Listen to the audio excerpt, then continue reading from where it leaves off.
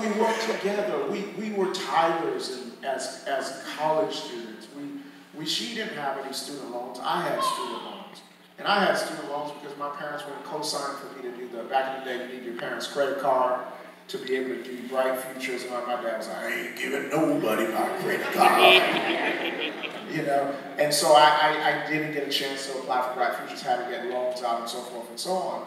So it was really difficult. I had $35,000 in student loans when I came out of college and paid them off. But here's the thing. You got to learn how to build together. We're not always going to be on top of the world, living like, you know, Beyonce and all the Beehive-ers and all that type of stuff. And if you're recording, this is nothing bad about the Beehive. But you just got to learn how to build. And so maybe you get out of debt slowly. You make a sacrifice. You make a compromise. Hey, we're going to ride this Civic until the wheels fall off. We're going to ride this Corolla a little longer because 15% of Americans spend money on their car note. And if we just had a hard conversation, said, babe, I know that car's dope. Can we get rid of it until we can get out of debt for a season? And then we can go to the auction and get a car later and not pay the sticker price so that we can get out of debt. Because debt sucks. Yes. And it really put a strain in your marriage. So if you find yourself in debt in your marriage, you know, you might want to come together and start thinking of ways to budget together. Dave Ramsey, Financial Peace University is awesome. And he'll give you some steps that you can take that you will need in your life. And a lot of times it's money. If you're dating people because they have money, then you'll realize that money will not make you happier. It makes you happy in seasons, but it's not going to fulfill you. Oh, I need a man that makes 6 figures. Well, he'll make 6 figures and you still won't be happy. Okay, I want a man that's an executive. So do you mind being home alone because he's traveling? Scripture says you must count the cost before you build the tower. Don't just build something. Don't spend all your money on a wedding day that is only going to be 5 hours. Spend it on your future. Listen, if you're mad at me because I didn't invite you to my reception, then you didn't love me to begin with. Because you should understand that being married, I don't want to see you going to debt. And I'm okay if you don't invite me to your reception. I'll come to the wedding, I'll give you a gift, and you do whatever you need to do. But a lot of us, we're getting married for the day, not the lifetime. All right, number 7 is honesty and openness to build trust. And some couples have a hard time to open up. And I like what Proverbs 20 verse 5 says. That's right. Thoughts are like water in a deep well, but someone with insight can draw them out. Indeed. At times it is very difficult if you're very closed and you're very you don't like opening up. And that's where the communication comes in too. But you have to try to build trust with that spouse. Why did you marry this person? You need to be able to trust them. And sometimes they may have to earn your trust because they lost that trust. Maybe it's something that they did or said. But I need to know that I can trust my husband. If I tell him something, that he's not going to go and repeat it if I don't let him to repeat it. And vice versa. Or use something against them that he's dealing with. Okay. So number 8 is physical attractiveness. So in a marriage, it is important to take care of yourself, to look good for your spouse. Men are more sight stimulated, so it'll affect them more. You know, we're sight stimulated too as women, but maybe not as much as they are. So I need to make sure, I remember when I used to be a stay-at-home mom, you know, just working, you're just always working and you're not stopping for a minute because you don't get an opportunity with young children. I wouldn't always look presentable for my husband when he came home from work. He expressed that to me, and then I had to realize, you know, I have to stop. So when I saw the time was coming, you know, if I didn't have a chance, I'd make sure I look good for him. Here's where I want to drift off to.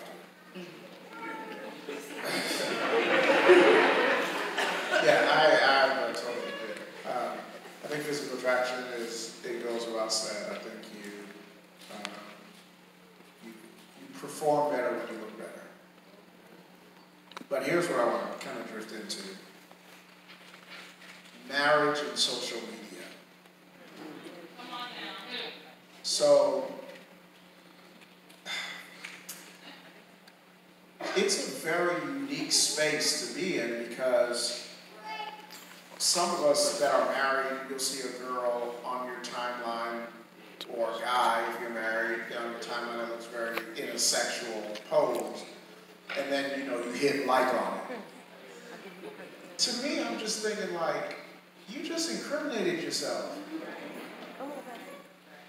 Like, it's difficult because when you're married and you're a preacher, you gotta be careful because you like somebody to pay you like, girl, look, the pastor like my picture. You like that twerk? Oh my God, like that twerk! So you gotta be real cautious in that regard. But social media plays a whole new game because when you're looking at people's stories that are flashing by, you can get caught in a story that you weren't intentionally looking at.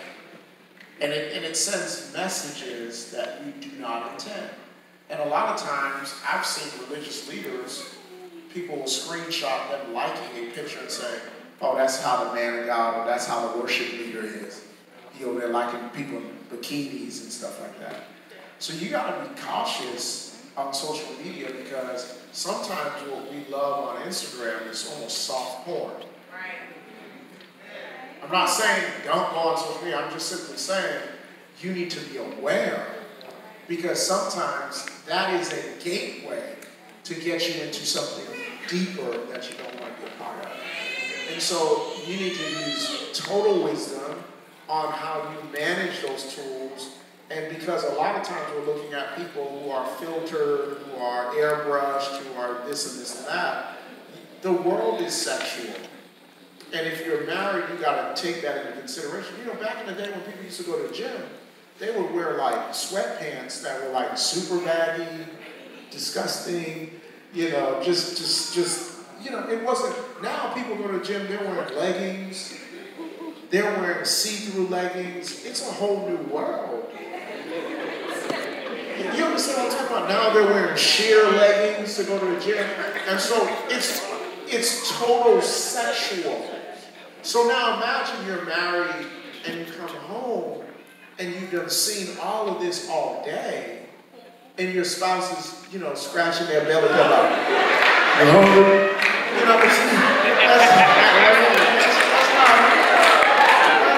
That's not going to work. So we need to consider. And that's needed to say, but also not only that attraction, to the body, yes, because you're not going to only be in the bedroom 24/7. Correct. But it's also the attraction of your mind. Am I able to have a conversation with you? Are we able to have an intellectual conversation where you understand where I'm coming from, I understand where you're coming from? And it's scary. It's very scary in the world we live in because what's attractive for people, like if you put a brilliant thought out there, you're not going to get a bunch of people responding to it. But if you put your body or something inappropriate out there, you're going to get everybody responding. So it almost trains you to think that this is what I need to do to get by it. And we need attractive brains, not just attractive beauty. So the last one is sexual fulfillment. So taking care of the needs only you can fulfill in your marriage. And I don't want to tread lightly because we have kids in space, but I just simply say that Scripture is pretty clear that it is a space that should be explored and enjoyed if you're married. Now, if you're single, here's the challenge. If you have been with people prior to, and you have had multiple partners, no judgment. But here's the thing. You are going to live with the remembrance of how it was. So now when you get married, if it's not meeting what you're used to, now you have a challenge. And honestly, I don't want to just do a session and make it like, oh man, it was crazy. I really want to talk about business. because we need to talk about sexuality in a way that is mature. Because a lot of us that are getting married, some of us are getting married because we want culture to accept it, but internally, we're not attracted to the opposite sex. And I'm not saying that we condone, from a scriptural standpoint, it's pretty clear what I believe in Scripture, that marriage is between a man and woman. But the truism of it is that in church, if we just kind of jokingly make people feel less than because of whatever, if you're going to abide by Christian principles, and which is what we profess in the Christian church, we really have to hold honest conversation about where we are in our sexuality, because a lot of times we're just getting married to appease the public from them discovering that we really don't like the opposite sex. We like the same sex. And sometimes it has happened because of molestation or something, or whatever the case, or maybe you're born. But you really need to have authentic conversation about where you are. And if you do not, marriage will not have it, and it will not fix it. Right. Amen. And it's a sad thing to see people getting married because they don't want their family to know that this is the way they are. But here's the thing. I say it this way. Pastor, what is your stance on same-sex marriage? And I'm glad you asked. I believe marriage is between a husband and a wife. Here's what I believe. I do not discount that you could be born that way, because we are all born into sin, shaped in iniquity. But here's how I view it, because I'm a Christian. Any married person, that may be a male or a female, maybe, would say, you know what, I see a bunch of other people that I'd love to have relations with. But because of my respect for God, I don't do it. It's not that I don't have the desire, it's that my respect and fear for God says, I'm going to stay away from that with due respect. Fear for your relationship says I'm not going to do that. My respect, my fear for God says I'm not going to do that. You may have the same attraction, but your same respect and awe and fear that you have for God says, you know what, I do struggle with that. But because I honor my conviction with God, I'm not going to entertain my conviction. Because it's not the struggle that's the sin. It's the act that's community. Girl, we need to go out tonight, because if I don't, it's not going to be a good night. Bro, we need to go vibe somewhere, because it's about to get real. Them DMs about to be flying. Need to be honest so that we can find healing, because there's no healing in no authentic place. We're out of time. Bow your heads. Father, I thank you for just this moment to deposit some sense of truth. You know, Scripture is written with the emphasis to help relationships, because at the end of the day, you died to restore relationships. So today, help my brother and sister and those who are married, help them finish the finish line. And those that are single, help them to find what they're looking for, if that's their desire. And if it's not their desire, Lord, I pray that they don't date or marry anything that's a counterfeit to your plan for their lives. For those that are divorced, that are just trying to find their way, just saying like, listen, I'm just trying to, navigate myself, Lord, I pray that you'll heal their heart. Some may be stuck in alimony, child support, and it's just been a bitter, funky season, and they don't even have the thought about it. God, I pray that you'll be a healing balm in Gilead. May you rescue and restore the hurting and the broken. And somebody right now may be in the middle of a divorce or in the middle of headed that way, but God, I pray that they'll be sensitive to your voice and allow you to intervene. We're asking you to be Jehovah Jireh, our provider in this moment. It's in Jesus' name. If you receive that, would you clap your hands today? Because we thank my wife for joining me this afternoon. Listen, I need you this afternoon to show yourself strong in generosity. I talked about it with our church today. that even when we were married, in debt, we still were giving. And I want to ask all of you who have a job, who work, God has blessed you with an occupation. Where does God fit in at all in it? I mean, you work, you make $800 a week. When's the last time you gave God what belongs to Him?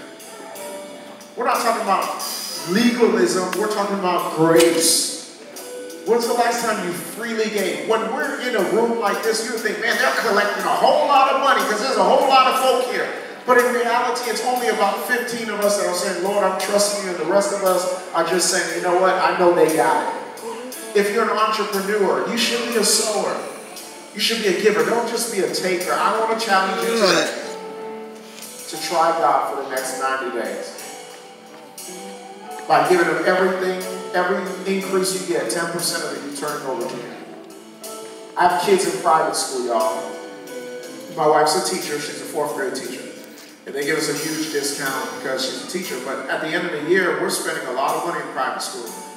And when I look at what I pay and give and tithe and offer, I'm like, man, if I stopped giving, I'd be able to give their school right there. But even though I give, God has always opened up doors, opportunities, ways, and means, streams to be able to take care of it and give generously to the local church. Whether we like it or not, the local church is the vehicle by which God will use to redeem humanity. This afternoon in Sanford, we're going to surprise a family with $200 from our church to be a blessing to her. This is what you do. This is what we get to do. We don't have to give, we get to give. And so in this moment, I'm asking you to text to give. And some of us who travel for work, why not be consistent in giving, even if you're on vacation, even if you're traveling for work? We still need your fiscal support because we can't do what we do without your generosity. There's nothing that we can do in this